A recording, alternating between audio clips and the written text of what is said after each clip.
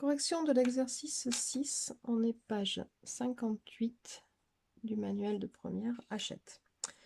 Cet énoncé, cet exercice vous demande tout d'abord de compléter un tableau d'avancement qui vous est partiellement fourni, de le compléter d'abord en littéral, puis ensuite de calculer le contenu de chaque case en valeur numérique. Donc je l'ai reporté en plus grand. Et moi je vais rajouter une question supplémentaire qui va être de le terminer, ce tableau. Alors un tableau d'avancement réactionnel, voilà comment il est construit, si on regarde le grand. Tout d'abord, on va reporter l'équation de la réaction qui est étudiée. Et on s'assure qu'elle est ajustée. Donc ici, la réaction, c'est le magnésium sur le dioxygène, magnésium solide, dioxygène gazeux, pour former un oxyde de magnésium qui est un solide. Conservation des éléments.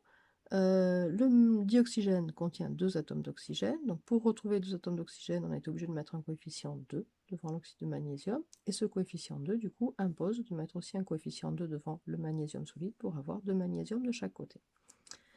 Donc ça, c'est une étape importante puisqu'on va utiliser ces coefficients dans le raisonnement qui est ensuite. Dans un tableau d'avancement, ensuite, il y a autant de colonnes que d'espèces chimiques. Donc ici, 3 espèces chimiques, magnésium, dioxygène, oxyde de magnésium. Donc 3 colonnes, chacune, on va suivre la quantité. Il faut indiquer l'unité. Ce sont des millimoles ici. Et on va regarder à différents instants.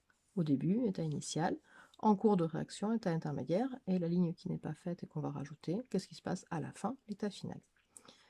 Les quantités que vous avez introduites au départ vont évoluer. Les réactifs sont consommés, donc leur quantité diminue. Donc pour les deux réactifs Mg et O, on part de la quantité qui est fournie, 10 et 4. Et comme ils sont consommés, ça va diminuer, donc on place un signe moins. Magnésium, oxyde de magnésium MgO, par contre, est un produit. Donc je n'en ai pas au départ, mais il va augmenter, donc on met un plus. Alors, la diminution et l'augmentation, c'est là que la réaction chimique, l'équation de la transformation est importante. Pour bien la comprendre, c'est plus facile de la raisonner à partir de celui qui a un coefficient 1 quand il est là. Donc là, le dioxygène, il n'y a rien d'écrit, donc ça veut dire que j'ai un coefficient 1. Ça signifie qu'à chaque fois que je consomme une quantité X de ce dioxygène, simultanément, je consomme le double 2X pour l'autre réactif. Donc quand X, j'en consomme, donc je n'ai pas écrit 10, c'est un 1 devant l'espèce chimique O2. Chaque fois que je consomme 1X pour O2, je consomme 2X pour Mg. Et je produis 2X pour MgO. Donc voilà comment on raisonne, on reporte. Ici, coefficient 2, on place ce coefficient ici. Coefficient 1, on le place ici. Coefficient 2, on le place ici. L'exercice vous demande de calculer les valeurs numériques quand X est égal à 3,2 millimoles. Donc il suffit de remplacer 10 moins 2 fois 3,2. Donc 10 moins 2 fois 3,2, ça fait 6,4. Et 10 moins 6,4, ça fait 3,6 millimoles. Colonne du dioxygène, 4 moins 3,2. Ça fait 0,8. Colonne de MgO, là j'ai 0 plus, donc le 0 on s'en fiche, ça va faire 2 fois 3,2, donc 6,4 millimoles. Il faut bien comprendre que le X est le même pour toutes les espèces chimiques en même temps. Donc là, on a l'état intermédiaire. La réaction n'est pas finie. Il reste encore du dioxygène et du magnésium. A priori, c'est une réaction totale, donc elle va continuer à se faire jusqu'à ce que l'un des deux soit entièrement consommé. Donc on va essayer de terminer ce tableau pour calculer l'état final.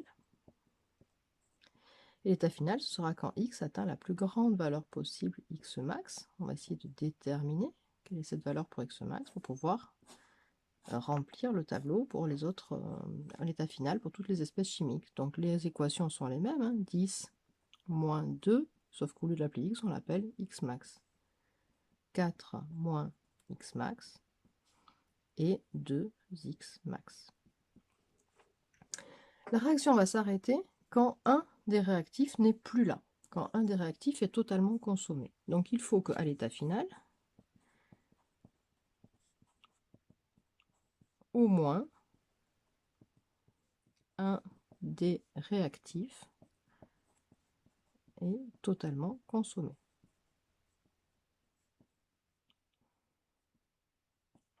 Reste à savoir lequel. Donc, première hypothèse, peut-être c'est Mg. Mg est limitant. Donc, ça veut dire que la quantité de Mg, peut-être qu'elle est nulle à la fin. Donc, si je remplace dans la colonne Mg, sa quantité, c'est 10 moins 2x max. Peut-être qu'elle vaut 0. Donc, dans ce cas-là, 10 serait égal à 2x max. X max serait égal à 5 millimoles. Première hypothèse. Deuxième hypothèse. Est-ce que c'est pas O2 qui est limitant? Dans ce cas-là, c'est la quantité de O2 à la fin qui est nulle. Dans ce cas-là, on a 4 moins X max qui est égal à 0. Ce qui veut dire que X max est égal à 4. Donc j'ai deux résultats possibles. Est-ce qu'on a X max égale à 5 ou X max égale à 4? Ce sont des millimoles.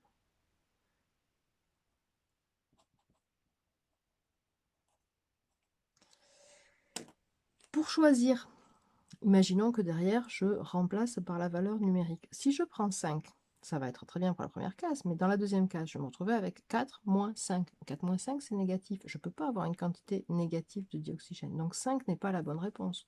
Donc la bonne réponse, ça va être de choisir, je vais le recopier puisque j'ai tout raturé, ça va être de choisir la plus petite des deux valeurs trouvées. La plus petite des deux valeurs trouvées, c'est 4 millimoles.